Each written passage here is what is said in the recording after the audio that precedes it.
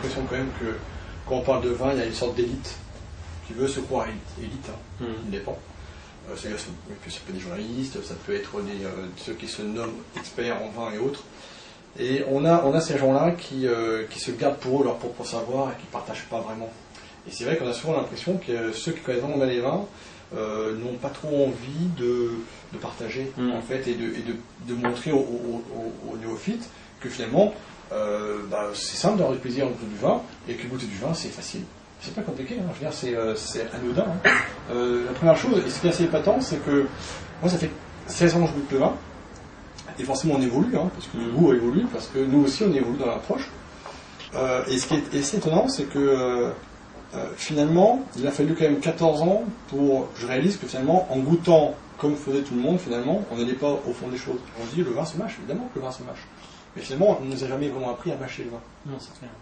Et alors souvent, quand les professionnels dégustent, c'est comme ça.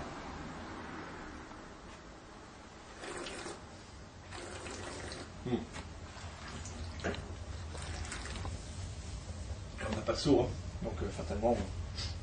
Alors ça c'est l'idée en fait de créer des bulles au-dedans de la bouche. Et l'avantage c'est que les arômes sont amplifiés, les saveurs aussi. Et dans la bouche on a effectivement une sensation de puissance, et le vin il parle. Le petite chose c'est qu'on ne va pas au fond des choses, parce que ce qui se passe dans la bouche c'est important. Mais il ne faut pas oublier que le plus important c'est ce qui se passe après la bouche en fait. C'est-à-dire qu'une fois qu'on a craché ou du moins avalé, on a le vin qui nous parle encore derrière. Ça s'appelle la persistance aromatique intense. Plus la persistance aromatique intense est importante, plus on devrait avoir de plaisir. En fait. La mode, c'est pas ce qu'il y a de bien dans le vin. Le bon vin, c'est le vin qui boit bien, qui est propulsé par un vigneron qui est soucieux de qualité, qui travaille vraiment dur à la vigne. 80% du vin se fait à la vigne, ça c'est une certitude. Après, il y a des grands terroirs, après tout ceci. Mais un vigneron qui déjà prend soin de sa vigne, qui travaille au quotidien, qui ne va pas trop maquiller ses vins, il va vous proposer des vins de qualité qui sont jolis, qui sont fins, qui sont faciles, et qui ne vont pas vous saturer la bouche. Éviter les vins maquillés, entre guillemets, c'est simple. N'allez pas dans les grandes surfaces, n'allez pas dans les endroits où il ne faut pas acheter le vin, n'allez pas forcément dans les grandes succursales de cavistes, on va citer les noms.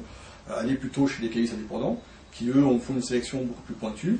Un bon caviste, c'est le caviste qui va sur le terrain, partez à la rencontre des vrais vignerons qui travaillent dur, et en fin de compte, il n'y aura pas de problème. Évidemment, si on achète des vins dans les endroits de masse, entre guillemets, forcément on aura des vins de masse. Qui dit vin de masse, dit vin forcément maquillé, ou au mieux consensuel. C'est vrai qu'on parlait l'autre fois, pendant notre interview, des fameuses foires au vin sur lesquelles maintenant tout le monde se jette, qui sont devenues des véritables accroches marketing pour les grandes surfaces. C'est quelque chose que toi, où tu penses que le Kidam ne va pas faire de bonnes affaires? Enfin, il a l'impression d'en faire, mais en fait, Il a l'impression d'en faire, mais en même temps, je pense que tant mieux s'il est content. Je veux dire, c'est pas au contraire, c'est une occasion unique peut-être pour lui de goûter du vin, d'acheter plus qu'il n'en faut, alors qu'il n'a pas forcément besoin, tant mieux.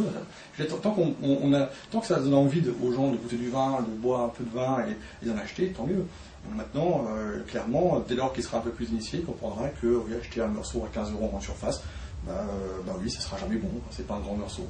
En revanche, quand il va sur le terrain, à 17, 18, 19 €, s'il a la chance d'être accompagné par un bon caviste, par des relais comme moi je suis par exemple, par des sommeliers ou des professionnels, ou même des amateurs de vin qui sont passionnés par le vin, il ira de lui-même, pas le bouche à oreille, chez un vraiment vigneron de morceaux, et goûtera des vrais morceaux, même des bourgognes à 7 €, qui sont largement meilleurs que des pauvres morceaux à 15 € de surface. Si la facilité maintenant, on dit par exemple que les gens achètent plus facilement en grande surface, ils vont faire leurs courses le samedi, ils achètent des bouteilles, c'est vrai qu'ils ont moins la démarche par rapport au temps d'aller chez un caviste, de rencontrer quelqu'un, de parler du vin, de se faire conseiller.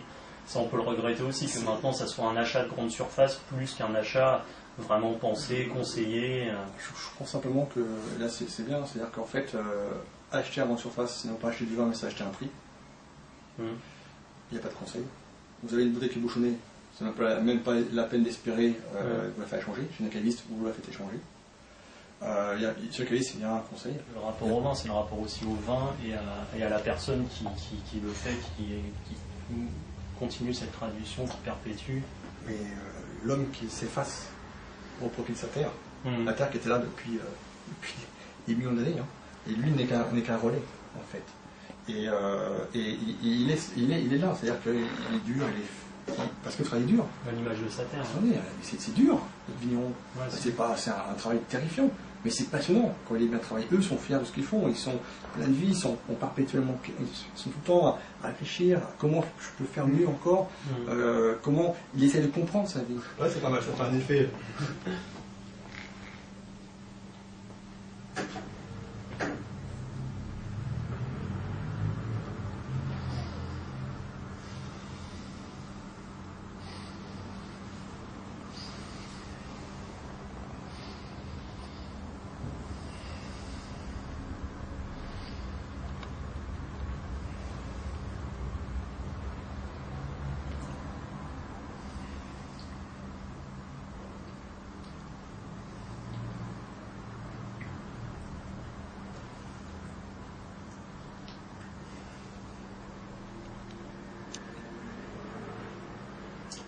Aujourd'hui en France, on voit bien le gros problème latent de notre État français, enfin de notre pays, c'est ce marasme économique, mais ce marasme latent.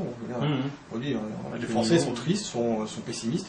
Ouais, mais je pense que si les Français avaient le droit, prenaient le droit de pouvoir déguster un peu plus de vin, se faire plaisir avec du vin, je pense que les Français seraient beaucoup moins tristes. Et il ne faut pas se leurrer. Il y en a qui préfèrent prendre des antidépresseurs, soit, mais l'accord de coup est long. En revanche, avec un bon vin, on la vit toujours plus belle. Et ça, c'est une certitude, une vérité. Après, voilà, il ne faut pas abuser, ne buvez pas une bouteille de vin par jour. Limitez-vous à 3 verres, c'est pas un problème du tout. Maintenant, je crois qu'il y a un moment où il faut être cohérent. Donc, le plaisir, c'est plus la qualité que la quantité. Nous sommes d'accord. Donc, encore une fois, le vin, tout est beau avec un bon verre de vin, on partage, on est